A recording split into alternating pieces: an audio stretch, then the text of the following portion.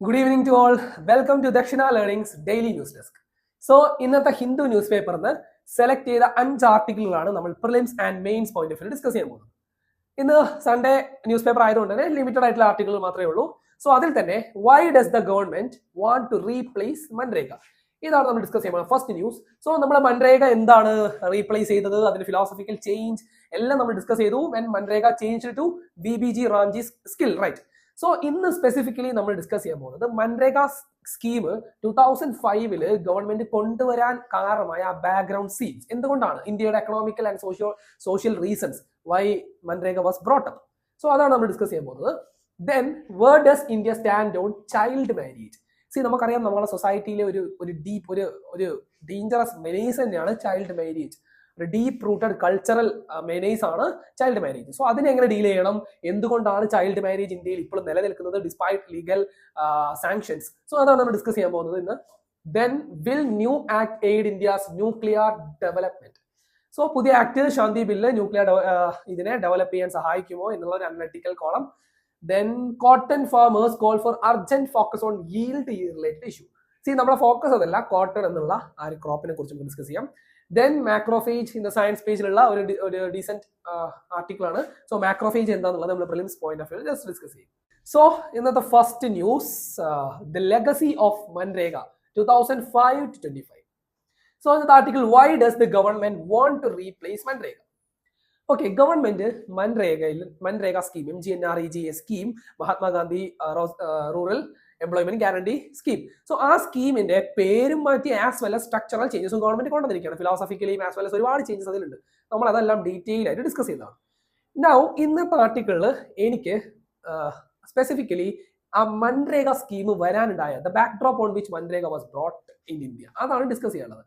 So 2005 MNREGA വന്നത്. So first question, why did we need MNREGA scheme back in 2005? നമ്മൾ 20 വർഷത്തോളം ആ സ്കീം കൊണ്ടുപോയി. ഒരു flagship social inclusion, rural development and social justice ഊന്നിയ ഒരു സ്കീം തന്നെയായിരുന്നു മൻരേഗ. സോ അതിനെക്കുറിച്ച് നമുക്ക് നോക്കാം. വൈ ഡിഡ് മൻരേഗ, എന്തുകൊണ്ടാണ് മൻരേഗ നമ്മൾ കൊണ്ടുവന്നത്?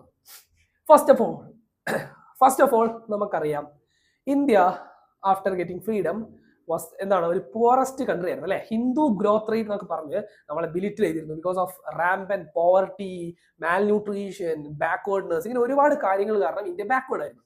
അതിനുശേഷമാണ് നമ്മൾ എന്ത് ചെയ്തത്, നമ്മുടെ 5 year പ്ലാൻസ് ഒക്കെ റോൾ ഔട്ട് ചെയ്യുന്നു. ഒരുപാട് നല്ല കഴിവുള്ള ക്രിയേറ്റീവ് ആയിട്ടുള്ള ബ്രെയിൻസിനെ നമ്മൾ ഇൻവോക്ക് ചെയ്യുന്നു. നമ്മൾ ഗ്രീൻ റവല്യൂഷൻ നടത്തുന്നു. അങ്ങനെ ഗ്രീൻ റവല്യൂഷൻ ലൂതിയ ഇൻഡസ്ട്രിയലൈസ് ചെയ്തിട്ട് നമ്മൾ എന്ത് ചെയ്തു, ഇന്ത്യൻ എക്കണോമി ഡെവലപ്പ് ചെയ്തെടുത്ത് ഒരുപാട് അഗ്രികൾച്ചർ റവല്യൂഷൻ ഒക്കെ നമ്മൾ ഒരു പരിധി വരെ നമ്മളെ പോവർട്ടി എല്ലാം കൊടുത്ത് നമ്മൾ നല്ല രീതിയിൽ വളർന്നു വന്നു. പക്ഷേ ഡിസ്പൈറ്റ് ഓൾ ദാറ്റ്, ഇന്ത്യയിൽ കുറച്ച് എക്കണോമിയിൽ കുറച്ച് സ്ട്രക്ചറൽ ഇഷ്യൂസ് നടന്നിട്ടുണ്ടായിരുന്നു. കുറച്ച് structural challenges caught with India's growth model. First of all ഇന്ത്യയിൽ സംഭവിച്ചത് അഗ്രികൾച്ചർ സെക്ടറിൽ ചെറിയൊരു പ്രശ്നം പറ്റി. ഇങ്ങനെ അഗ്രേറിയൻ സെക്ടറിൽ ഗ്രീൻ റവല്യൂഷൻ ഒക്കെ കഴിഞ്ഞു നമ്മൾ വളർന്നെങ്കിൽ പോലും അഗ്രികൾച്ചറിൽ 1-2 ഇഷ്യൂ സംഭവിച്ചിട്ടുണ്ട്. അത് കഴിഞ്ഞ് നമ്മൾ എന്ത് ചെയ്തു, 1990s LPG റിഫോംസിന് ശേഷം വി ഓപ്പൺഡ് അപ്പ്, റൈറ്റ്? നമ്മുടെ എക്കണോമി നമ്മൾ പുറത്തേക്ക് ഓപ്പൺ അപ്പ് ചെയ്യുന്നു. നമ്മൾ ഗ്ലോബലൈസ്ഡ് വേൾഡിന്റെ പാർട്ടായി മാറിയിരിക്കുകയാണ്. ആ മോഡലിലും നമുക്ക് ഒരുപാട് ഗ്രോത്ത് ഉണ്ടായി, നമ്മൾ ഒരുപാട് അച്ചീവ് ചെയ്തു, എല്ലാം ശരിയാണ്. ഡിസ്പൈറ്റ് ദാറ്റ് കുറച്ച് സ്ട്രക്ചറൽ ഇഷ്യൂസ് നമ്മൾ നമ്മുടെ ഗ്ലോബലൈസ്ഡ് മോഡലിലും ഫേസ് ചെയ്തിട്ടുണ്ട്. സോ അത് നമ്മൾ ഡിസ്കസ് ചെയ്യും. സോ ഈ 2 ഫാക്ടേഴ്സ് എങ്ങനെയാണ് ഇന്ത്യയിലെ അൺഎംപ്ലോയ്മെന്റ് അല്ലെങ്കിൽ റൂറൽ ഡെവലപ്മെന്റിൽ എസ്പെഷ്യലി അൺസ്കിൽഡ് ആയിട്ടുള്ള ആളുകളെ എങ്ങനെയാണ് നെഗ്ലക്റ്റഡ് ആയത് നോക്കാം. ഫസ്റ്റ് ഓഫ് ഓൾ നമ്മൾ പറഞ്ഞു, ഡെവലപ്പിംഗ് കൺട്രി ആയതുകൊണ്ട് ഇന്ത്യയിൽ റാമ്പന്റ് പോവർട്ടി ആയിരുന്നു. അത് കഴിഞ്ഞിട്ട് നമ്മൾ എന്ത് ചെയ്തു, ഗ്ലോബലൈസേഷൻ, ആസ് സെഡ് ഗ്ലോബലൈസേഷൻ സംഭവിക്കുന്നു. പക്ഷേ ഗ്ലോബലൈസേഷനിൽ ഉണ്ടായ ഏറ്റവും വലിയ കാര്യം എന്ന് വെച്ചാൽ ടെറിഷറി സെക്ടറിൽ ഊന്നിയ ഗ്രോത്ത് ആയിരുന്നു. ടെറിഷറി സെക്ടർ എന്ന് പറയുമ്പോൾ സ്കിൽഡ് ആയിട്ടുള്ള ആളുകൾ, IT പ്രൊഫഷണൽസ്, ഹോസ്പിറ്റാലിറ്റി, മാനേജ്മെന്റ്, അങ്ങനെ ഒരുപാട് സ്കിൽഡ് ആയിട്ടുള്ള മേഖലയിലുള്ള ആളുകളായിരുന്നു മെയിൻലി സർവീസ് സെക്ടറിൽ കോൺട്രിബ്യൂട്ട് ചെയ്തിരുന്നത്. സോ ബേസിക്കലി നമ്മൾ എന്താ സംഭവിച്ചത്, ഫ്രീഡം കിട്ടിയതിനു ശേഷം പ്രൈമറി സെക്ടറിൽ നിന്ന് agriculture and primary activities, agriculture and allied activities and other primary സെക്ടറിലുള്ള കാര്യങ്ങളിൽ ഊന്നി നമ്മൾ ഗ്രോ ചെയ്തു. അതിനുശേഷം നമ്മൾ ഗ്ലോബലൈസ് ചെയ്ത സമയത്ത് പെട്ടെന്ന് ടെറിഷറി സെക്ടറിലേക്ക് ഒരു ജയന്റ് ലീപ്പാണ് ചെയ്യുന്നത്. വി മിസ്ഡ് സംതിങ് അല്ലെ, അതിനെയാണ് ഇന്ത്യയിൽ വിളിക്കുന്നത് missing middle. Missing middle problem of India's growth model. So അത് പറയാനാണ് ഞാൻ ഈ ന്യൂസ് സെലക്ട് ചെയ്തത്. കാരണം പ്രൈമറി സെക്ടറിന് usually secondary sector, that is the manufacturing sector, manufacturing സെക്ടറിൽ ഊന്നിയ ഒരു ഗ്രോത്ത് ഇന്ത്യയിൽ കൃത്യമായിട്ട് സംഭവിച്ചില്ല. സോ അതിന്റെ പ്രോബ്ലം നമുക്ക് ഇന്നും എക്കണോമിയിൽ കാണാം. ദാറ്റ് ഈസ് പ്രൈമറി സെക്ടർ ആയിട്ടുള്ള അഗ്രികൾച്ചറിൽ ഇന്നും ആളുകൾ ഓവർ ഡിപ്പെൻഡന്റഡ് ആണ്. ഓവർ ഡിപ്പെൻഡന്റ്, ദാറ്റ് ഈസ് 18% മാത്രം GDP-യിലേക്ക് കോൺട്രിബ്യൂട്ട് ചെയ്യുന്ന അഗ്രികൾച്ചറിൽ 45% ഓഫ് ദ ആളുകളും ഡിപ്പെൻഡന്റ് ആണ്. സോ വെറും 18% മാത്രം കോൺട്രിബ്യൂട്ട് ചെയ്യുന്നതിൽ 40% ആളുകൾ കോൺസെൻട്രേറ്റ് ചെയ്തിരിക്കുകയാണ്. അതാണ് നമ്മുടെ അഗ്രികൾച്ചറിലെ ഏറ്റവും വലിയ പ്രശ്നം, over employment. Also feminisation of agriculture. Over employed ആണ് അഗ്രികൾച്ചർ ആളുകൾ. അവർ അഗ്രികൾച്ചർ ആളുകൾ ഡിപ്പെൻഡ് ചെയ്യുന്നത് എന്തുകൊണ്ടാണ്? Because they have no other opportunities. So ideally എന്താ സംഭവിക്കേണ്ടത്? ഇന്ത്യയുടെ ഗ്രോത്ത് മോഡലിൽ പ്രൈമറി സെക്ടറിൽ അഗ്രികൾച്ചറിന്റെ ആൽഡി ആക്ടിവിറ്റീസ് കഴിഞ്ഞതിന് ശേഷം സെക്കൻഡറി സെക്ടറിന്റെ ഗ്രോത്ത് മൊമെന്റം അല്ലെങ്കിൽ മാനുഫാക്ചറിംഗിലെ ഗ്രോത്ത് മൊമെന്റം ഈ അഗ്രികൾച്ചറിലെ ആളുകളെ, ഓവർ എംപ്ലോയിഡ് ആയിട്ടുള്ള ആളുകളെ സക്ക് ഔട്ട് ചെയ്യണമായിരുന്നു. They should have provided opportunities for this unskilled അല്ലെങ്കിൽ സെമി സ്കിൽഡ് ലേബറേഴ്സ്. പക്ഷേ ഇന്ത്യയിൽ അത് നടന്നില്ല. ഇന്ത്യയിൽ പ്രോപ്പർ ആയിട്ട് ഇൻഡസ്ട്രിയലൈസേഷൻ കൃത്യമായിട്ട് നടന്നില്ല. അതുകൊണ്ട് തന്നെ ഇന്നും അഗ്രികൾച്ചറിൽ ഒരു ഓവർ ഡിപ്പെൻഡൻസ് ഉണ്ട് ഫോർ എംപ്ലോയ്മെന്റ്. സോ ഇനി ടെറിഷറി സെക്ടർ പരിശോധിച്ച് നോക്കുകയാണെങ്കിലോ, ടെറിഷറി സെക്ടറിന്റെ പ്രത്യേകത എന്ന് പറഞ്ഞു കഴിഞ്ഞാൽ അത് by design over employment generate ചെയ്യാൻ പറ്റുന്ന ഒരു സെക്ടർ അല്ല. ഫോർ എക്സാമ്പിൾ നമുക്കൊരു ബാങ്ക് പരിശോധിക്കാം. ഒരു ബാങ്ക് ബില്യൺസ് ഓഫ് ട്രാൻസാക്ഷൻ നടന്ന ഒരു ബാങ്കിൽ ഒരു ലാപ്ടോപ്പും ഒരു മാസ്റ്റർ കമ്പ്യൂട്ടറും 2-3 എംപ്ലോയീസും മാനേജറും മാത്രം മതി. ബില്യൺസ് ഓഫ് ബിസിനസ് ആണ് നടക്കുന്നത്. സോ അത്രയും വലിയ വോളിയത്തിൽ നടക്കുന്ന ബിസിനസ് കൈകാര്യം ചെയ്യാൻ ഒരു 3-4 ആളുകൾ മതിയായിരിക്കാം. സോ അതാണ് സർവീസ് സെക്ടറിന്റെ പ്രത്യേകത. മിനിമം എംപ്ലോയ്മെന്റ് ആണ് അത് പറ്റുക. സോ സെക്കൻഡറി സെക്ടറിനാണ് ഇന്ത്യയിൽ ഗ്രോത്ത് കൊടുക്കാൻ പറ്റുന്നത്. സോ ഇനി അവിടെയാണ് സ്റ്റോറി. 1990s ശേഷം ഇന്ത്യ ഓപ്പൺ അപ്പ് ചെയ്ത് ഗ്ലോബലൈസ് ചെയ്യുന്ന സമയത്ത് സർവീസ് സെക്ടറിൽ ഊന്നി ഗ്രോ ചെയ്യുന്ന സമയത്ത് ഒരുപാട് സ്കിൽഡ് ആയിട്ടുള്ള ആളുകൾ ഇന്ത്യയിൽ ജോലി കിട്ടി. എസ്പെഷ്യലി അർബൻ സെൻട്രിക് ആയിരുന്നു growth. That is urban centric ആയിട്ട് കുറച്ച്, ഫോർ എക്സാമ്പിൾ കേരളത്തിൽ നോക്ക്, കേരളത്തിൽ എറണാകുളം പോലെ സിറ്റിയിലെ IT പ്രൊഫഷണൽസ് കൂടുതലുള്ളത്. ഇനി ഇന്ത്യയിലേക്ക് ഇത് എക്സ്ട്രാപോളേറ്റ് ചെയ്യുകയാണെങ്കിൽ അർബൻ സെന്റേഴ്സിലായിരുന്നു സർവീസ് സെക്ടറിന് മാക്സിമം ജോബ് ജനറേറ്റ് ചെയ്യാൻ പറ്റുന്നത്. സോ ഇപ്പൊ പറഞ്ഞു വരുന്ന കാര്യം എന്താണെന്ന് വെച്ച് കഴിഞ്ഞാൽ, പോസ്റ്റ് ഈ 2005 എന്ന പീരീഡിൽ സംഭവിച്ചത് എന്താ? റൂറൽ എംപ്ലോയ്മെന്റ് സ്റ്റാഗ്നന്റ് ആയി, അഗ്രികൾച്ചർ സ്റ്റാഗ്നന്റ് ആയി. There is an over dependence on agriculture and manufacturing sector, industrial base ഇന്ത്യയിൽ പ്രോപ്പർ ആയിട്ട് പിക്കപ്പ് ചെയ്തില്ല. അത് കാരണം കൊണ്ട് തന്നെ അഗ്രികൾച്ചറിലെ ആളുകളെ സക്കൗട്ട് ചെയ്യാൻ പറ്റിയില്ല. ദെൻ എന്ത് സംഭവിച്ചു? All this resulted in a pool of people who are primarily rural people who are semi-skilled or unskilled laborers. ഇവർക്ക് ജോലി ഇല്ലാത്തൊരവസ്ഥ വന്നു. സോ ഇവിടെ നോക്കുമ്പോൾ ഗവൺമെന്റിന് എന്താ ചെയ്യാൻ പറ്റുക? Government thought to intervene. Government എന്ത് ചെയ്തു? ഗവൺമെന്റ് ഇന്റർവീൻ ചെയ്യുന്നു. ഗവൺമെന്റ് ഒരു ഫ്ലാഗ്ഷിപ്പ് സ്കീം അനൗൺസ് ചെയ്യുന്നു. That is MNREGA scheme to provide 100 days of guaranteed employment for manual unskilled laborers in rural area. So ഇത്രയും സ്റ്റോറി നമ്മൾ പറഞ്ഞത് മൻരേഗ സ്കീമിന്റെ ഫിലോസഫി മനസ്സിലാവാനാണ്. So post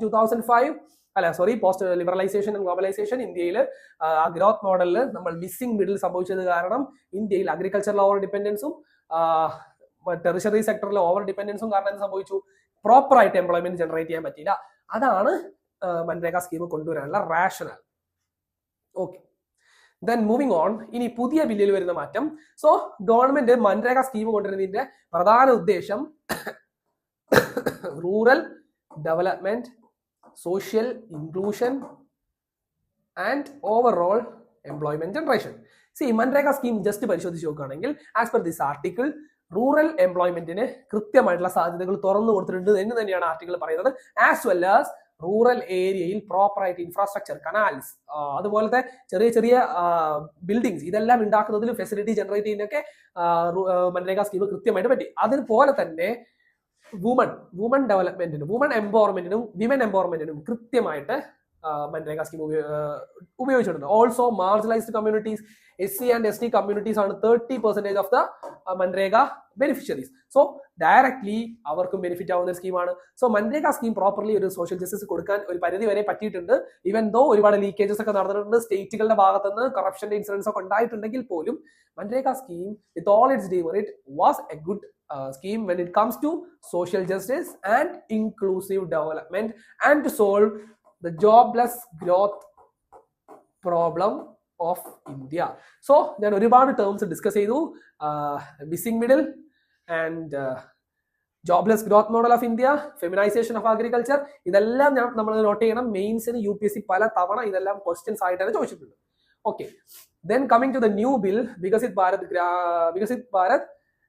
Gramin Rozgar Ajeevika mission. Basically നമ്മളെല്ലാം DND ഡിസ്കസ് ചെയ്താണ്. ഈ രണ്ട് സ്കീമിന്റെ difference start from the philosophy. MNREGA scheme demand driven ആണ്. That is people simply demand 100 days of work based on right to work which was legalized through Manrega scheme. So എല്ലാ ആളുകൾക്കും 100 daysന്റെ unskilled labour കിട്ടാനുള്ള അധികാരമുണ്ട്. So right to work it is based on DPSP article 41. So ഇതാണ് നമ്മൾ മൻരേഗയിലെ philosophical മനസ്സിലാക്കുന്ന കാര്യം. ഇനി VBG റാമിലേക്ക് പോകുമ്പോൾ the philosophical shift supply driven ആണ്. Government will decide how to supply welfare. People can no longer demand.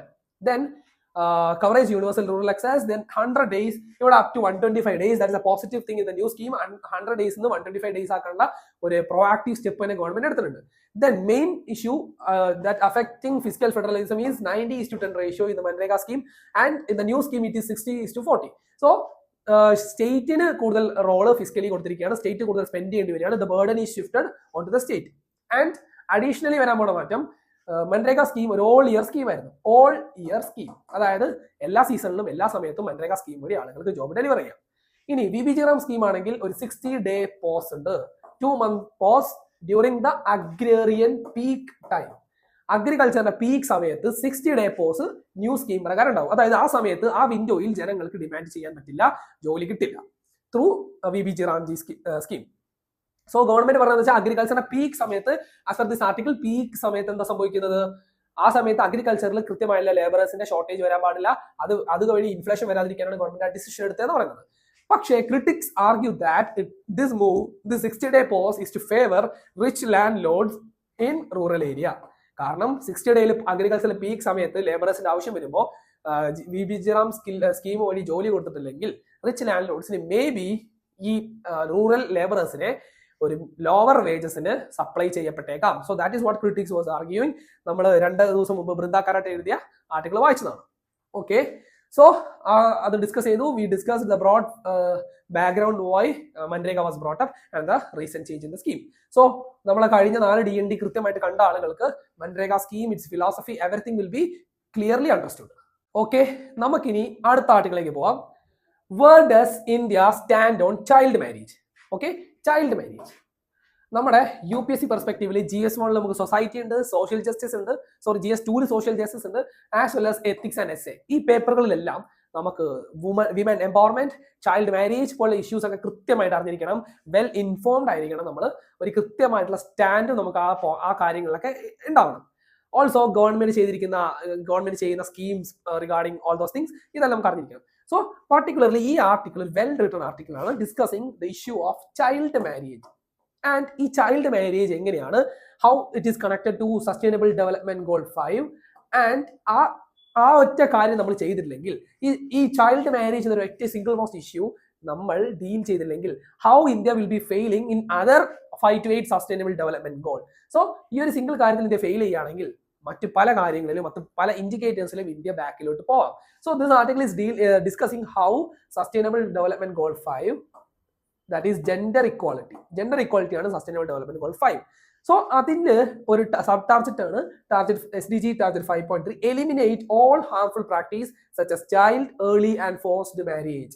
So ഈ target നമ്മൾ achieve ചെയ്തില്ലെങ്കിൽ അതെങ്ങനെയാണ് പിന്നെ ഒരു മൾട്ടിപ്ലയർ എഫക്ട് ഉണ്ടാക്കുന്നത്, ഡിറ്റീരിയോറേറ്റിംഗ് അല്ലെങ്കിൽ taking or momentum from achieving other sustainable development goals. For example, sustainable development goal 1 no poverty, Sustainable Development 3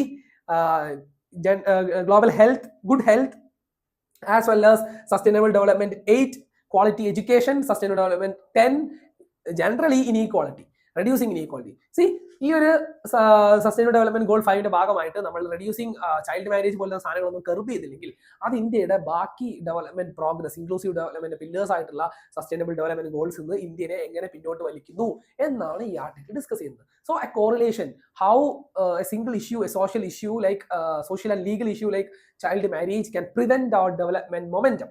so നമുക്ക് ഡിസ്കസ് ചെയ്യാം. ഫസ്റ്റ് ഓഫ് ഓൾ കുറച്ച് ഡാറ്റ. ഈ ആർട്ടിക്കിൾ നമ്മൾ ടേക്ക് അവേ പോയിന്റ് ആയിട്ട് മനസ്സിലാക്കുന്ന ഡാറ്റയാണ്. UNICEF estimate 64 crore women globally were married as children. Globally 64 കോടി വിമൻ ചൈൽഡ് മാരേജിന് വിധേയമാക്കപ്പെട്ടിട്ടുണ്ട്. And 1/3 are in India. ഇതിന്റെ 1/3 ഇന്ത്യയിലാണ്. ദാറ്റ് ഈസ് ഇന്ത്യ അർജന്റ്ലി മറ്റ് രാജ്യങ്ങൾ ചെയ്യുന്നതിനേക്കാളും 20 മടങ്ങ് എഫേർട്ട് ഇട്ടെങ്കിൽ മാത്രമേ 2030 ഇന്ത്യക്ക് സസ്റ്റൈനബിൾ ഡെവലപ്മെന്റ് ഗോൾസ് ഒക്കെ ഫുൾഫിൽ ചെയ്യുന്ന രാജ്യങ്ങളുടെ പട്ടികയിൽ എത്താൻ പറ്റുള്ളൂ. Especially India has an ambitious plan of Viksit Bharat status by 2047. So അതിലേക്കൊക്കെ എത്തണമെങ്കിൽ ഇന്ത്യ ആദ്യം ഇത് സോൾവ് ചെയ്തിരിക്കണം. അതാണ് ഈ ആർട്ടിക്കിൾ ഡിസ്കസ് ചെയ്യുന്നത്. How this is connected with other sustainable development goal range other 8 sustainable development goals. So first of all നമ്മൾ മനസ്സിലാക്കിയിരിക്കേണ്ട കാര്യം, ഇന്ത്യ കുറച്ചൊക്കെ കാര്യങ്ങൾ ചെയ്തിട്ടുണ്ട്. ചൈൽഡ് മാരേജ് സോൾവ് ചെയ്യുന്നത്, menace of child marriage solve ചെയ്യാൻ വേണ്ടി നമ്മൾ ഒരുപാട് മെത്തേഡ്സ് എടുത്തിട്ടുണ്ട്. 2005 കണക്ക് നോക്കുകയാണെങ്കിൽ 47% ആയിരുന്നു മാരേജസിൽ ചൈൽഡ് മാരേജസിന്റെ പ്രൊപ്പോർഷൻ. അത് കുറഞ്ഞ് ഇന്ന് 23% എത്തിയിട്ടുണ്ട്. പക്ഷേ അതിനുശേഷം പിന്നെ സ്റ്റാഗ്നന്റ് ആണ്. There are some socio ethical and moral factors or legal factors still preventing our actions. So നമുക്ക് നോക്കാം ചൈൽഡ് മാരേജ് എന്ന ഈ സോഷ്യൽ ഇഷ്യൂ സ്റ്റിൽ എന്തൊക്കെ റീസൺസ് ആണ് അതിനെ ബാധിക്കുന്നത്. So first let start from the first reason is patriarchal mind set. നമ്മുടെ സൊസൈറ്റിക്ക് എസ്പെഷ്യലി ഇന്ത്യയിൽ ഒരു പാട്രിയാർക്കൽ നേച്ചറാണ്. കാര്യങ്ങളെല്ലാം മോസ്റ്റ്ലി മെൻ ഡിപ്പെൻഡന്റ് ആയിരിക്കുക. Family planning, family process, economical ആയിട്ടുള്ള കാര്യങ്ങൾ, ഈവൻ ഫിലിം, ഏത് ഇൻഡസ്ട്രി എടുത്ത് നോക്കിയാലും there is some patriarchal domination അല്ലെങ്കിൽ patriarchal mind set India prevalent ആണ്. സോ നമ്മുടെ ഈ ഒരു ഇഷ്യൂവിന്റെയും core philosophy comes from the idea of gender inequality and patriarchy. അതായത് പാരന്റ്സിന്റെ ഒരു ജനറൽ പാരന്റ്സിന്റെ concept, woman is a liability, women അല്ലെങ്കിൽ girl child is a liability where men or boy is treated as breadwinner and legacy carrier. So ആണുങ്ങളെ എന്തോ ഒരു asset ആയിട്ട് കാണുകയും പെൺകുട്ടികളെ ഒരു ലയബിലിറ്റി, ഒരു ബാധ്യതയായിട്ട് കാണുന്നിടത്താണ് ചൈൽഡ് മാരേജിന്റെ സ്റ്റാർട്ടിംഗ് പോയിന്റ്. സോ അതാദ്യം മനസ്സിലാക്കിയ patriarchal mind set, where men are seen as breadwinner whereas women is seen as liability. Then education, then comes education. ഈ പെട്രിയാർക്കൽ മൈൻഡ് സെറ്റ് തന്നെയാണ് എഡ്യൂക്കേഷനിലേക്ക് സ്പിൽ ഓവർ ചെയ്യുന്നത്. For example parents patriarchal mind സെറ്റിലൂടെ ചിന്തിച്ചിട്ട് ആണ് പല കാര്യങ്ങളും ഡിസൈഡ് ചെയ്യുന്നത്. So they will be planning how to invest in their child. So ആൺകുട്ടിയാണെങ്കിൽ എഡ്യൂക്കേഷനിൽ കൂടുതൽ ഇൻവെസ്റ്റ് ചെയ്യുക, പെൺകുട്ടിയാണെങ്കിൽ അധികം എഡ്യൂക്കേറ്റ് ചെയ്യാതെ തന്നെ പെട്ടെന്ന് കല്യാണം കഴിച്ചു വിടുക, which results in early marriages or child marriages.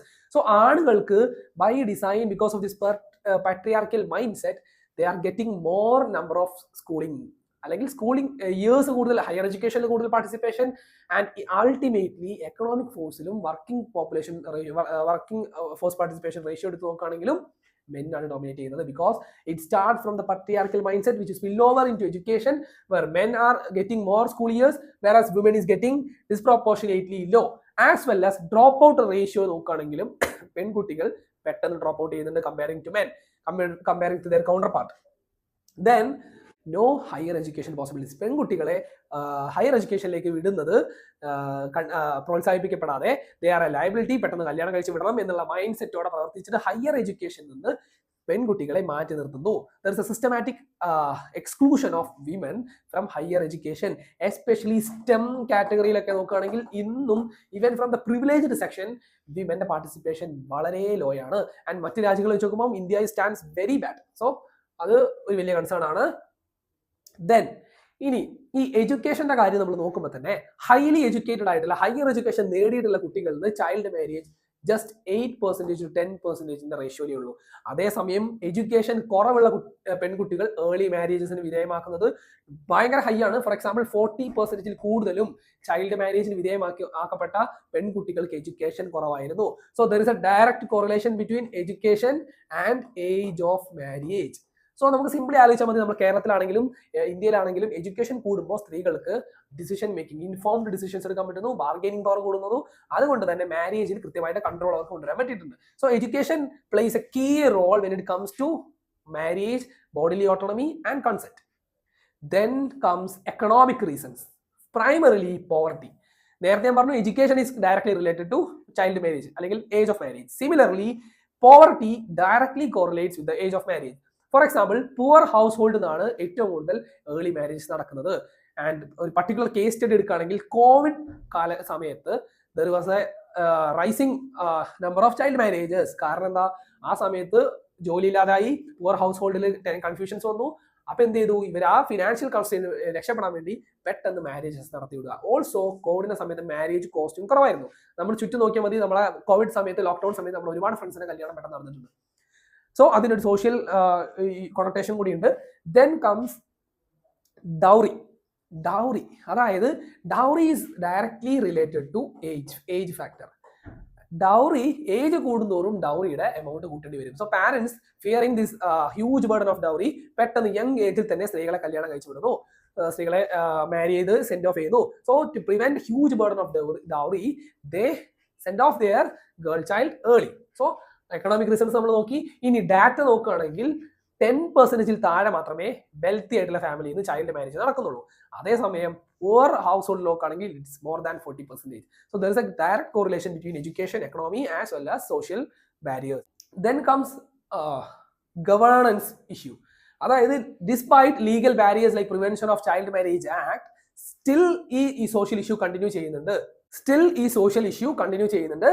Despite the stringent provision because of weak implementation and loopholes. See, നമ്മൾ ഇന്നത്തെ DND ഡിസ്കസ് ചെയ്തിരുന്നു, സുപ്രീം കോർട്ട് ഡിറക്ഷൻസ് കൊടുത്തിരുന്നു ലോവർ കോർട്ടിന് ടു പ്രിവെന്റ് അല്ലെങ്കിൽ എന്ത് ചെയ്യാൻ, ചൈൽഡ് അബ്യൂസ് അല്ലെങ്കിൽ ചൈൽഡ് ട്രാഫിക്കിംഗ് നടത്തുമ്പോൾ ആ കേസ് വിസ്തരിക്കുന്ന സമയത്ത് കുട്ടികൾക്ക് അല്ലെങ്കിൽ ഇങ്ങനെ മൈനേഴ്സ് ആയിട്ടുള്ള ആളുകൾക്ക് സ്പെഷ്യൽ കൺസിഡറേഷൻ കൊടുക്കാൻ, അവരുടെ ടെസ്റ്റ് മണിക്ക് കൂടുതൽ ഗ്രാവിറ്റി, കൂടുതൽ വെയിറ്റേജ് കൊടുക്കാൻ വേണ്ടി സുപ്രീം കോടതി നിർദ്ദേശിച്ചിരുന്നു. കാരണം ലോ ഉണ്ടായിട്ട് മാത്രം പോരാ, അത് ഫോളോ ചെയ്യുന്നതിലും ഇംപ്ലിമെന്റ് ചെയ്യുന്നതിലാണ് കാര്യം. കാരണം നമുക്ക് എത്തിക്സ് അറിയാം, it's not only law but our morality that determines how good we are following the laws. So സൊസൈറ്റിയുടെ ജനറൽ മൊറാലിറ്റിയും എത്തിക്സും മാറാതെ ലീഗൽ ബാരിയർ വെച്ച് മാത്രം കാര്യമില്ല. For example, government marriage age 21 ആക്കിയ സമയത്ത് ഗവൺമെന്റിന്റെ ആ മൂവ്മെന്റിൽ ഒരുപാട് ബാക്ക്ലാഷസ് ഉണ്ടായിരുന്നു. കാരണം അത് സോഷ്യൽ മൊറാലിറ്റി മാറി, അത് ഗവൺമെന്റിന് ഇൻഡ്യൂസ് ചെയ്തിട്ട് മാത്രം കാര്യമില്ല. Government should try to morally change the people, to convince them using awareness campaign. Like ഈ ആർട്ടിക്കിൾ പറയുന്നത് പോലെ തന്നെ ബാലിക വിവാഹ് മുക്ത് ഭാരത് അഭിയാൻ, ഇതുപോലത്തെ ഇംപ്രസീവ് ആയിട്ടുള്ള എക്സംപ്ലറി ആയിട്ടുള്ള ക്യാമ്പയിൻസ് വെച്ചിട്ട് ജനങ്ങളെ മൊറാലിറ്റി മാറ്റിയിട്ട് വേണം നമ്മൾ ലീഗലി ഇത് സോൾവ് ചെയ്യാൻ. ദെൻ നമ്മൾ റീസൺസ് വളരെ കോംപ്രഹെൻസീവ് ആയിട്ട് തന്നെ പറഞ്ഞു. Then comes the impact. എങ്ങനെയാണ് ചൈൽഡ് മാരേജ് എക്കണോമിയിൽ ആസ് വെൽ ആസ് ഇന്ത്യയിൽ സോഷ്യൽ ഇഷ്യൂ ആയിട്ട് വലിയ ഇമ്പാക്ട് ക്രിയേറ്റ് ചെയ്യുന്നത്. First of all let's take the health of the individual. അതായത് ചൈൽഡ് മാരേജിന് വിധേയമാക്കപ്പെടുന്ന individual, especially women, girl child, ഇവരുടെ ഏർലി മാരേജ് തന്നെ കല്യാണം കഴിക്കുന്നത് കാരണം ഹെൽത്തിന് ഭയങ്കര ഡിറ്റോറേഷൻ സംഭവിക്കുന്നുണ്ട്. ആൻഡ് ആസ് വെൽ ആസ് ഇവർ പ്രഗ്നൻസിയിലേക്ക് കടക്കുമ്പോൾ അങ്ങനെ പ്രഗ്നന്റ് ആയിട്ട് ഡെലിവർ ചെയ്യുന്ന കുട്ടിയിലും malnutrition as well as stunted growth കൂടുതലായിട്ട് കാണുന്നു. So it is creating a vicious cycle. So ഹെൽത്തിനെ ബാധിക്കുന്നുണ്ട്. Then impact on economy. Women നേരത്തെ കല്യാണം കഴിച്ച് പോകുമ്പോൾ it again creates a vicious trap of poverty. അതായത് ഓൾറെഡി പുവർ ആയിട്ടുള്ള ബാക്ക്ഗ്രൗണ്ടിൽ നിന്നാണ് ഏർലി മാരേജ് നടക്കുന്നത്. ഇനി ഇങ്ങനെ കല്യാണം കഴിച്ച് പോകുന്ന കുട്ടികളുടെ ഫാമിലിയിൽ വീണ്ടും ഇത് ട്രാൻസ്ലേറ്റ് ചെയ്യപ്പെടുന്നു. Again this is translated in to the early married couples. Again this vicious trap of poverty is repeated. And women നേരത്തെ ഏർലി മാരേജസ് കല്യാണം കഴിച്ച് പോകുമ്പോൾ എഡ്യൂക്കേഷൻ കിട്ടുന്നത് വളരെ കുറവായിരിക്കും, leading to low skill acquired and this result in to low work force participation. നമ്മൾ ഇന്ത്യയിലേക്ക് നോക്കുകയാണെങ്കിൽ മെന്നിനേക്കാളും വളരെ കുറവാണ് female labour force participation. And comparing to other economies and other countries in the G20, India വളരെ ബാക്കിലാണ് female labour force participation. Okay, then ഇനീക്വാളിറ്റിനെ exacerbate ചെയ്യുന്നു, കൂടുതൽ വേഴ്സൺ ചെയ്യുന്നു. ബിക്കോസ് മെൻ കൂടുതൽ സ്കില്ല് നേടുന്നു, കൂടുതൽ എഡ്യൂക്കേഷൻ നേടുന്നു, അതേസമയം their counterpart women is not in that position. So it aggravate inequality. Then rights ഇല്ലാതെയാവുന്നു. കാരണം നേരത്തെ കല്യാണം കഴിച്ചു പോകുമ്പോൾ കൃത്യമായിട്ട് മെച്യൂരിറ്റി എത്തുന്നതിന് മുമ്പ് കല്യാണം കഴിച്ചു പോകുമ്പോൾ they are not getting their rights as well as low bargaining power. അതായത് എക്കണോമിക് പവർ, എഡ്യൂക്കേഷൻ, സ്കില്ലൊന്നും ഇല്ലാത്ത പക്ഷം കല്യാണം കഴിച്ച് പോകുന്ന വീട്ടിലാവട്ടെ എന്ത് സംഭവിക്കുകയാണ്, ഈ ഇൻഡിവിജ്വലിന് കൃത്യമായിട്ട് ബാർഗെയിനിങ് പവർ ഇല്ല, നിലനിൽപ്പില്ല, വരുമാനം ഇല്ലാത്തത് കൊണ്ട് തന്നെ അവർ വോയിസ് കേൾക്കുന്നില്ല. So body autonomy, self autonomy പോലും അവർക്കില്ല. മാരേജ് ഡിസിഷൻ എടുക്കുക, പ്രഗ്നൻസി ഡിസിഷനെ കുറിച്ചൊന്നും കൃത്യമായിട്ട് അവർക്ക് തീരുമാനിക്കാൻ പറ്റാതെ വരിക. സോ ഇത് ഒരു വിഷ്യസ് ട്രാപ്പ് തന്നെ ഉണ്ടാക്കുകയാണ്. ലെറ്റ്സ് സീ എന്താണ് ആ വിഷ്യസ് സൈക്കിൾ. ഫോർ എക്സാമ്പിൾ, ഒരു എ എന്ന് പറഞ്ഞ കുട്ടിയുടെ ഏർലി മാരേജ് സംഭവിക്കുന്നു. ആ കുട്ടിക്ക് വീണ്ടും ഒരു ആ മാരേജിൽ ഒരു പ്രഗ്നന്റ് ആയിട്ട് ഒരു ചൈൽഡിന് ഡെലിവർ ചെയ്യുന്നു. Again it's a girl child. So ആ ഗേൾ ചൈൽഡ് വീണ്ടും നമ്മൾ എന്ത് ചെയ്യാണ്, ഏർലി മാരേജിലേക്ക് തള്ളിവിടപ്പെടുക because of poverty, low education. കാരണം ഓൾറെഡി പാരന്റിങ്ങിൽ ആ ലോ എഡ്യൂക്കേഷനും ലോ പോവർട്ടി ബാക്ക്ഗ്രൗണ്ടും കാരണം this vicious cycle gets repeated, creating a poverty trap as well as a vicious cycle of early marriages. So അതാണ് ഈ ആർട്ടിക്കിൾ കൃത്യമായിട്ട് പറയുന്നത്.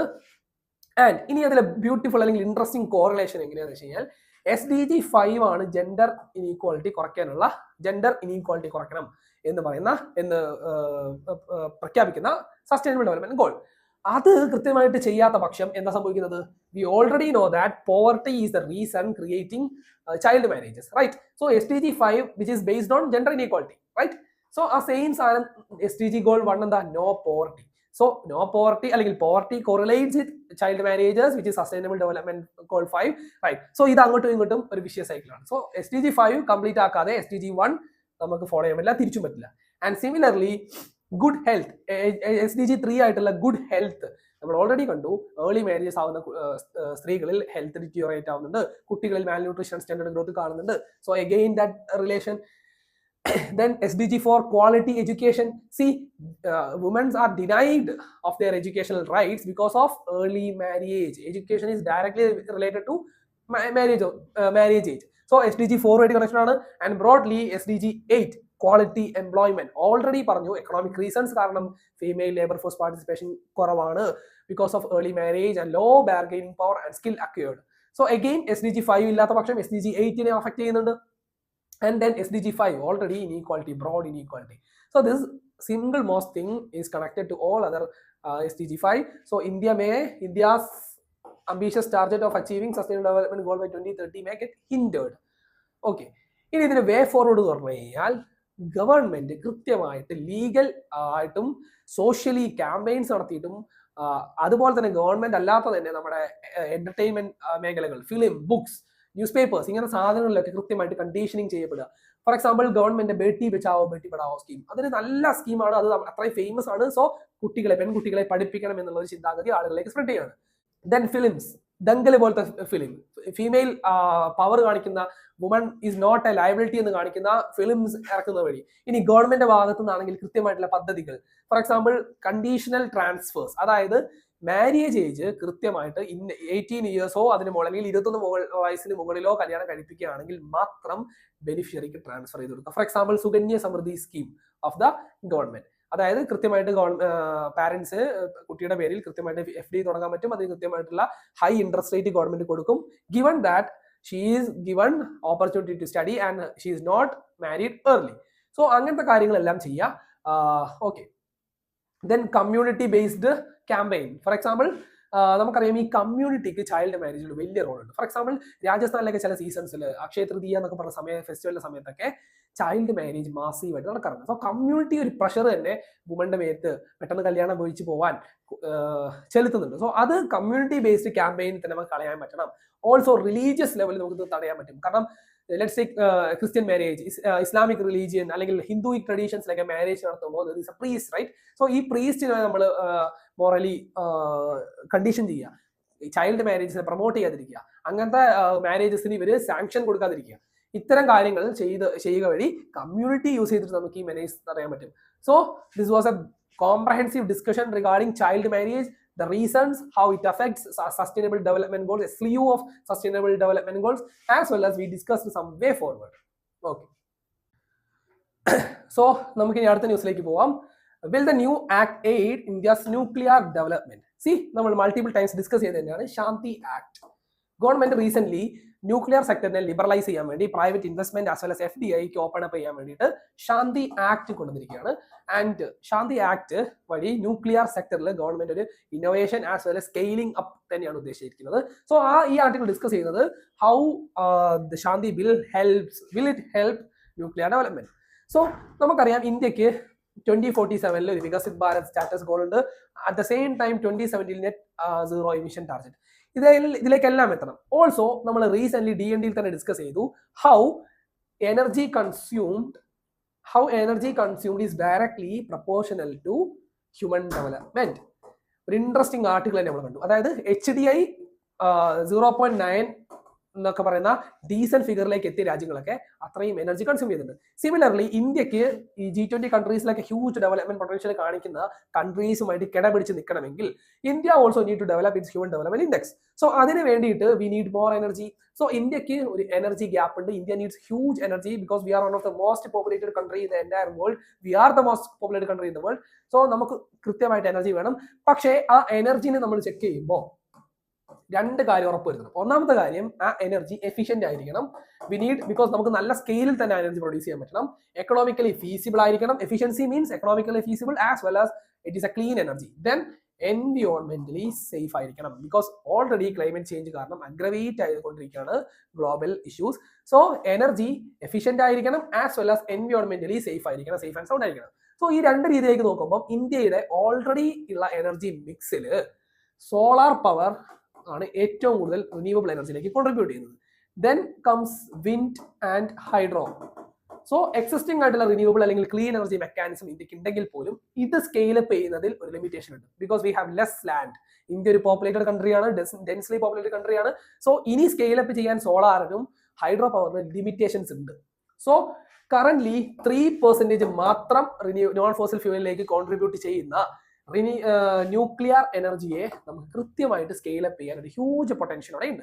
സോ ആ ഹ്യൂജ് പൊട്ടൻഷ്യൽ ടാപ്പിൻ ചെയ്യാൻ വേണ്ടിയിട്ടാണ് government decided to liberalise this sector. So currently 8.8 gigawatt മാത്രമാണ് ഇന്ത്യയുടെ nuclear സെക്ടറിന് ജനറേറ്റ് ചെയ്യപ്പെടുന്ന എനർജി. അത് 100 ജിഗാവാട്ടിലേക്ക് ആക്കുക എന്നുള്ളതാണ് ഇന്ത്യയുടെ ഒരു ഹ്യൂജ് ലോഫ്റ്റി അംബിഷൻ. സോ അതിലേക്ക് എത്തണമെങ്കിൽ we need innovations as well as scaling up. So scale up ചെയ്യണമെങ്കിലും ഇന്നോവേഷൻസ് വരണമെങ്കിലും we need what private participation. കാരണം പ്രൈവറ്റ് പാർട്ടിസിപ്പേഷൻ ഉണ്ടെങ്കിൽ അവർക്ക് ഇൻസെന്റീവ് തോന്നിയാലേ അവർ ഇന്നോവേറ്റ് ചെയ്യുള്ളൂ, അവർ ഇൻസെന്റിവൈസ് ചെയ്യുള്ളൂ, റിസർച്ച് ആൻഡ് ഡെവലപ്മെന്റ് നടക്കുകയുള്ളൂ. സോ ഗവൺമെന്റ് എന്ത് ചെയ്തു? ഇനീഷ്യലി നമുക്കറിയാം ഇൻഡസ്ട്രിയൽ പോളിസി 1956 സമയത്ത് മുതലേ തന്നെ ന്യൂക്ലിയർ സെക്ടർ ഗവൺമെന്റ് മോണോപ്ലൈസ് ചെയ്ത സെക്ടറാണ് because of the strategic reasons. പക്ഷേ ഇനി അത് പറ്റില്ല because we need more energy and countries are racing to transition, അല്ലെങ്കിൽ ഗ്രീൻ ട്രാൻസിഷൻ ആണ് ഇപ്പോഴത്തെ main challenge. How we are trying to transition from this fossil fuel led growth into a green transition, like നമ്മുടെ energy ഒരു green energy ആയി തന്നെ മാറ്റണം. So അതിലേക്ക് contribute ചെയ്യാൻ പോകുന്ന ഒരു വലിയ സോഴ്സ് തന്നെയാണ് nuclear energy. Already France, America ഒക്കെ ഒരുപാട് ന്യൂക്ലിയർ എനർജി പ്രൊഡ്യൂസ് ചെയ്യുന്നുണ്ട്. സോ ഇന്ത്യക്ക് അവിടെ ഒരു സ്കോപ്പ് പൊട്ടൻഷ്യൽ കൊണ്ടുവരണം. So India need private participation. So ആ ഒരു ലൈനിലാണ് ഗവൺമെന്റ് എന്ത് ചെയ്തത്? ലിബറലൈസ് ചെയ്യാൻ തീരുമാനിച്ചത്. പക്ഷേ അവിടെ രണ്ട് പ്രശ്നമുണ്ട്. ഒന്നാമത്തെ കാര്യം, ഇത് ലിബറലൈസ് ചെയ്യുമ്പോൾ ന്യൂക്ലിയർ സെക്ടർ ആയതുകൊണ്ട് ഡാമേജസും ലീക്കേജസും വരുമ്പോൾ ആരാണ് ലയബിലിറ്റി ഏറ്റെടുക്കുക? സോ ഇനീഷ്യലി ഇന്ത്യയിൽ ഉണ്ടായിരുന്നത് കുറച്ച് സ്ട്രിഞ്ചന്റ് പോളിസീസ് ആണ്. അതായത് ഒരു ന്യൂക്ലിയർ ഫെസിലിറ്റിയിൽ എന്ത് ലീക്കേജോ ഡാമേജ് ഉണ്ടെങ്കിൽ ബോത്ത് ദ ഓപ്പറേറ്റർ, ആരാണോ ആ ന്യൂക്ലിയർ പവർ പ്ലാന്റ് ഓപ്പറേറ്റ് ചെയ്യുന്നത്, ഓപ്പറേറ്റർക്ക് ലയബിലിറ്റി എന്തായാലും ഉണ്ട്. അതിന് പുറമെ സപ്ലയർക്കും ലയബിലിറ്റി ഉണ്ട്. കാരണം സപ്ലയർ കൊടുക്കുന്ന ഫ്യൂവൽ, സപ്ലയർ കൊടുക്കുന്ന മെഷീൻസ്, ഇതിന് ഏതെങ്കിലും കാരണം കൊണ്ടാണെങ്കിൽ സപ്ലയറും അഫക്റ്റഡ് ആണ്. സോ ഇവർ തമ്മിലെ കോൺട്രാക്ട് ഡിപ്പെൻഡ് ചെയ്തിട്ട് സപ്ലയർക്കും ഓപ്പറേറ്റർക്കും കൃത്യമായിട്ട് ലയബിലിറ്റി ഉണ്ടായിരുന്നു. പക്ഷേ ആ ഒരു ക്ലോസ് കാരണം ഒരുപാട് സപ്ലയേഴ്സ്, എസ്പെഷ്യലി ഫോറിൻ സപ്ലയേഴ്സ്, ഇന്ത്യയിലേക്ക് ന്യൂക്ലിയർ സെക്ടറിൽ ഇൻവെസ്റ്റ് ചെയ്യാൻ തയ്യാറായിരുന്നില്ല. So government as per the Shanti bill ഈ ലയബിലിറ്റി ക്ലോസ് എടുത്ത് കളഞ്ഞിരിക്കുകയാണ്. നൗ ഓപ്പറേറ്റർക്ക് മാത്രമേ ലയബിലിറ്റി ഉള്ളൂ. അത് തന്നെ ഗ്ലോബൽ ലൈൻസിലേക്ക് നമ്മൾ അലൈൻ ചെയ്തിരിക്കുകയാണ്. അതായത് we have capped liability at 3000 crore. 3000 crore വരെയാണ് മാക്സിമം. 3300 മെഗാവാട്ട് കപ്പാസിറ്റിയുള്ള റിയാക്ടർ ആണെങ്കിൽ 3000 crore വരെയാണ് ക്യാപ്പ്. അതിലേക്ക് പുറത്തോട്ട് പോകുന്ന damages government will be compensating using some collected pool of money.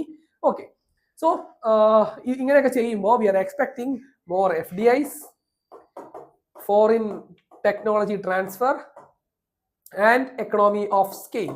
Especially നമുക്കറിയാം ഇനി വരാൻ പോകുന്ന ഒരു വലിയ ടെക്നോളജിയാണ് small modular reactor. Already prototypes ഒക്കെ നിലവിലുണ്ട്, റഷ്യയുടെ കയ്യിലൊക്കെ ഉണ്ട് SMR. ഇനി SMR, സ്മോൾ മോഡുലാർ റിയാക്ടർ, അതായത് ഒരു ചെറിയ കോമ്പാക്ട് ആയിട്ടുള്ള nuclear reactor with minimum safety risk, അതാണ് സ്മോൾ മോഡുലാർ റിയാക്ടർ. സോ ഇന്ത്യക്ക് അംബീഷ്യസ് ടാർഗറ്റ്സ് തന്നെ ഉണ്ട് SMR ഒക്കെ ഇമ്പോർട്ട് ചെയ്യാനൊക്കെ. സോ അതിലേക്കൊക്കെ ഈ ശാന്തി ബില്ലിന് ഒരുപാട് കോൺട്രിബ്യൂട്ട് ചെയ്യാനുണ്ട്. സോ നമ്മൾ ഡിസ്കസ് ചെയ്തു അതിന്റെ ബ്രോഡ് റീസൺസ്. സോ നമുക്കിനി അടുത്ത ന്യൂസിലേക്ക് പോകാം. Cotton farmers call for urgent focus on yield related issue. See, നമുക്ക് ഇവിടെ പ്രിലിംസ് പോയിന്റ് ഓഫ് വ്യൂവിൽ, എസ്പെഷ്യലി ജോഗ്രഫിയിൽ, അഗ്രികൾച്ചറിൽ കോട്ടൺ എന്ന ക്രോപ്പിനെ കുറിച്ച് മാത്രം ജസ്റ്റ് ഒന്ന് രണ്ട് കാര്യങ്ങൾ പറഞ്ഞു പോകാം. Cotton is mainly grown in black soil റീജിയൻസിലാണ് നമ്മൾ ഗ്രോ ചെയ്യുന്നത്. Black soil is also called black river soil. Mainly Deccan plateau region, Maharashtra, Karnataka റീജിയനിലാണ് മെയിൻലി ബ്ലാക്ക് സോയിൽ കാണുന്നത്. ആൻഡ് കോട്ടൺ യൂഷ്വലി ഗ്രോ ചെയ്യുന്നത് ബ്ലാക്ക് സോയിലാണ്. സോ കോട്ടൺ ഒരു എന്ത് സംഭവം, കോട്ടന്റെ പ്രത്യേകത എന്താണ്, it needs 210 frost free day. As per NCERT ഇത് ഗ്രോ ചെയ്യണമെങ്കിൽ 210 ഫ്രോസ്റ്റ് ഫ്രീ ഡേ വേണം. UPSC ഇതേപോലെ തന്നെ ക്വസ്റ്റ്യൻ ചോദിക്കാം, cotton day needs how many days. And ഇത് വാട്ടർ ലോഗിങ്ങിൽ ഒരിക്കലും സർവൈവ് ചെയ്യാത്തൊരു ക്രോപ്പാണ്. It doesn't grow in water logging. Well drained ആയിട്ടുള്ള സോയിലിൽ മാത്രമേ കൃത്യമായിട്ട് ഗ്രോ ചെയ്യുള്ളൂ. Then MSP, government is providing MSP for this. Okay, so basically എത്ര കാര്യങ്ങൾ മാത്രം തിരിക്കുക. ഓക്കെ, നമുക്കിനി ഇന്നത്തെ ലാസ്റ്റ് ന്യൂസിലേക്ക് പോകാം. മാക്രോഫേജ്, ഒരു പ്രിലിംസ് ബൈറ്റ് തരാൻ വേണ്ടിയിട്ടാണ്. മാക്രോഫേജ് എന്ന് പറഞ്ഞാൽ it's a specialised WBC. So white blood cells. Mainly macrophage നമ്മൾ മനസ്സിലാക്കേണ്ടത്, UPSC ചോദിക്കുകയാണെങ്കിൽ it's related to the immunity അല്ലെങ്കിൽ defence capability of our body അല്ലെങ്കിൽ സെൽ. സിംപ്ലി മാക്രോഫേജിന്റെ മെയിൻ പർപ്പസ് എന്ന് പറഞ്ഞു കഴിഞ്ഞാൽ ഫാഗോസൈറ്റോസിസ് ആണ്. ഫാഗോസൈറ്റോസിസ് അതായത് നമ്മുടെ ബോഡിയിലേക്ക് ഒരു എക്സ്റ്റേണൽ ഏജന്റ് കയറുകയാണെങ്കിൽ അതിനെ എൻഗൾഫ് ചെയ്ത് ഫാഗോസൈറ്റോസിസ് എന്നൊരു പ്രോസസ്സ് നടത്തുക. ഫാഗോസൈറ്റോസിസ്. സോ ആ ഫാഗോസൈറ്റോസിസ് എന്ന പേരിലാണ് engulfing and neutralising external threat അല്ലെങ്കിൽ ഏജന്റ്. സോ ഇങ്ങനെ ബോഡിക്ക് എക്സ്റ്റേണൽ ഫാക്ടേഴ്സ് എന്ന് ബോഡിയിലേക്ക് എൻ്റർ ചെയ്യുന്ന ജേംസിനെ, ബാക്ടീരിയാസിനെയൊക്കെ ന്യൂട്രലൈസ് ചെയ്യാനുള്ള ഈ കപ്പാസിറ്റിയെ WBC പ്രൊവൈഡ് ചെയ്യുന്നതിനെയാണ് മാക്രോഫേജസ് എന്ന് വിളിക്കുന്നത്. They are specialised cells which provide immunity and they are the first line of defence. So just മാക്രോഫേജസിന്റെ കോണ്ടെക്സ്റ്റ് മാത്രം അറിഞ്ഞിരിക്കുക. UPSC പോയിന്റ് ഓഫ് വ്യൂല് അത്ര മാത്രം അറിഞ്ഞിരിക്കുക. ഇതൊരു ഒരു കോംപ്ലിക്കേറ്റഡ് ആയ ഒരു ആർട്ടിക്കിൾ നിന്ന് ജസ്റ്റ് ഞാൻ മാക്രോഫേജസ് മാത്രം എടുത്തിരിക്കുകയാണ്. ബിക്കോസ് UPSCയുടെ ഒരു തീം തന്നെയാണ് defence and cells. Okay, so WBC എന്നാണ്, it's part of WBC.